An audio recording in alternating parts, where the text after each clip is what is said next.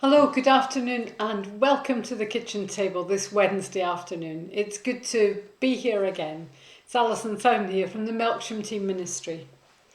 I wasn't here last Wednesday. I had a week's holiday with Derek, my husband, and we went off down to Dorset. We were able to stay in self-catering accommodation, and it gives a chance to catch up with family and friends and people we haven't seen for what felt like an absolute age.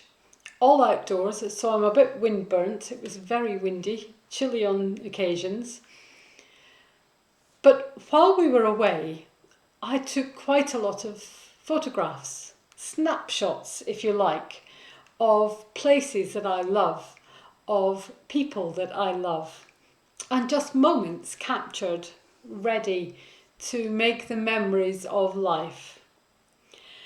I was thinking about that earlier today. I was thinking about how often we photograph the important moments of our life, whether it's birthdays, weddings, funerals, and what those photographs mean to us, the power that they have. The image of Her Majesty the Queen as she sat alone at the service for her husband's funeral was a powerful image. She looked so alone, and it represented, I think, the loss and the grief that so many have felt during this pandemic. That space that separates us from our loved ones, that desperation, if you like, of being on your own in those darkest moments. I was also thinking, as the verdict came through in Minnesota for the guilty verdict for the police officer who had killed George Floyd, that filming that took place, whether it was presence of mind or whatever, that somebody recorded that moment, that became a moment in history, a moment that will never be forgotten. Well, 9 minutes of kneeling on the neck of a man, crying out, "I can't breathe." The guilty verdict yesterday came as, I think, a relief for many, as they were poised, not quite sure whether justice would prevail, even though there was so much evidence and people had spoken against this act. Whatever it is we find ourselves facing, those images that accompany us in life are those little snapshots that make our history, but also tell the story of justice and injustice, of joy and of sadness. As we think about the moments in our lives and the snapshots I took of places and people I loved the other day, I'm aware that history is made up of those moments. Whether it's personal history of a family ready to lay out its story, or the personal history of a nation, of the things that matter to us, how we respond to the important things of life. And there are so many moments, aren't there, during this pandemic. We've seen images of empty streets. We've seen images of planes grounded. We've seen images of people marching against racism. We have seen images of people saying, "I don't want the laws of this land to be just slipping away."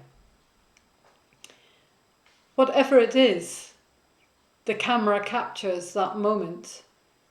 But we have to decide as a nation and as people, individuals, and as institutions, so the church, the law, the government, we have to look at those images. We have to decide how we're living our lives, and we need to make changes.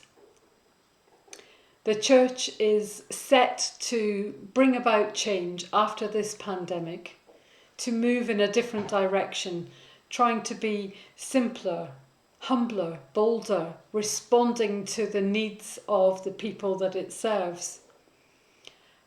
our government too will be challenged as the local elections are coming up to how it has responded to the pandemic, what it has given, how it is serving. But for each and every one of us,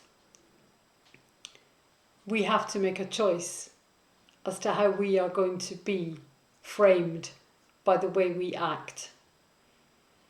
If your life was to be caught on camera, how would it look? Would you be serving? Would you be protesting? Would you be uncaring? It's an interesting thought, isn't it? What a snapshot that encapsulates everything that you are might look like. For me, for Christ, there are two snapshots. Had cameras been around on that day, that picture of Jesus on the cross dying for you and for me would have been one of those moments. But then the picture of the empty cross to signify the risen Christ, a picture of an empty tomb, a picture that gives us hope as we move through our world in all its brokenness, in all of its uncertainty. That is the thing that gives us hope. So for me, it might need to be a painting, but it's still a picture, if you like, of that moment that Christ rose to give us hope and the promise of eternal life. So whether you're snapping pictures of people you love or of places you love to be, or whether we're looking at the pictures on the news that shake us, that stir us, that make us question our lives, I hope you hold the image of the empty tomb as our hope for the future. Whatever it is, keep snapping those moments. Keep holding those images in your heart.